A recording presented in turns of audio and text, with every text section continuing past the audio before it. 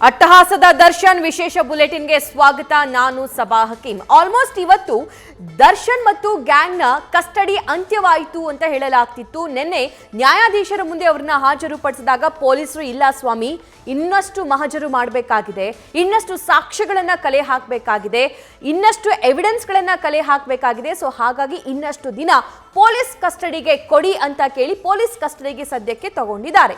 ಈ ಪೊಲೀಸ್ ಕಸ್ಟಡಿಯ ಸಂದರ್ಭದಲ್ಲಿ ಯಾವೆಲ್ಲ ಮಾಹಿತಿಯನ್ನ ಕಲೆ ಹಾಕಬೇಕಾಗಿದೆ, ಪ್ರಬಲವಾಗಿರುವಂತಹ ಸಾಕ್ಷ್ಯಗಳು ಏನೇನು, ಮೂಡ್ತಾ ಇರುವಂತಹ ಅನುಮಾನಗಳು ಏನು, ಇದೆಲ್ಲದರ ಬಗ್ಗೆ ಡೀಟೇಲ್ಸ್ ನೋಡ್ತಾ ಹೋಗೋಣ. ಮೊದಲಿಗೆ ಹೆಡ್ಲೈನ್ಸ್. ರೇಣುಕಾಸ್ವಾಮಿಗಾಗಿ ರಣಹದ್ದಿನಂತೆ ಹೊಂಚು ಹಾಕಿತ್ತು ರಘು ಅಂಡ್ ಗ್ಯಾಂಗ್. ಬೈಕ್ನಲ್ಲಿ ಮನೆಯಿಂದ ಹೊರಡ್ತಾ ಇದ್ದಂತೆ ಫಾಲೋ, ಸ್ಕೂಟಿಯಲ್ಲಿದ್ದ ರೇಣುಕಾಸ್ವಾಮಿ ಬೆನ್ನಟ್ಟಿದ್ದು ಸಿಸಿಟಿವಿಯಲ್ಲಿ ಸೆರೆ.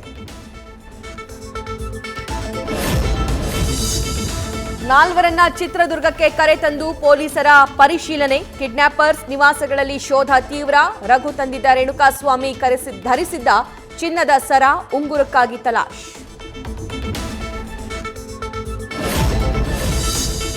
ಮತ್ತಷ್ಟು ಸಾಕ್ಷ್ಯಗಳ ಸಂಗ್ರಹಕ್ಕೆ ಮುಂದಾದ ಪೊಲೀಸರು. ಕೊಲೆ ವೇಳೆ ಆರೋಪಿಗಳು ಧರಿಸಿದ್ದ ಬಟ್ಟೆಗಾಗಿ ಶೋಧ.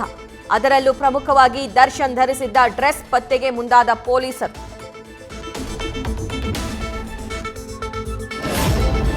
ಪ್ರಭಾವಿ ಸಚಿವರೊಬ್ಬರಿಂದ ಸಿಎಂ ಹಾಗೂ ಗೃಹ ಸಚಿವರ ಭೇಟಿ.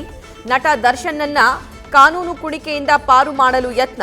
ಇನ್ನಿಲ್ಲದ ಒತ್ತಡ ಹೇರಿರೋ ಬಗ್ಗೆ ಮಾಹಿತಿ ಬಹಿರಂಗ.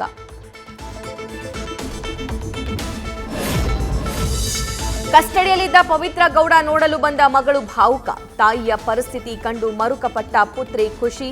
ಹ್ಯಾಪಿ ಫಾದರ್ಸ್ ಡೇ ಪೋಸ್ಟ್ ಹಾಕಿ ಮಿಸ್ ಯು ಅಪ್ಪ ಅಂದ ದರ್ಶನ್ ಪುತ್ರ.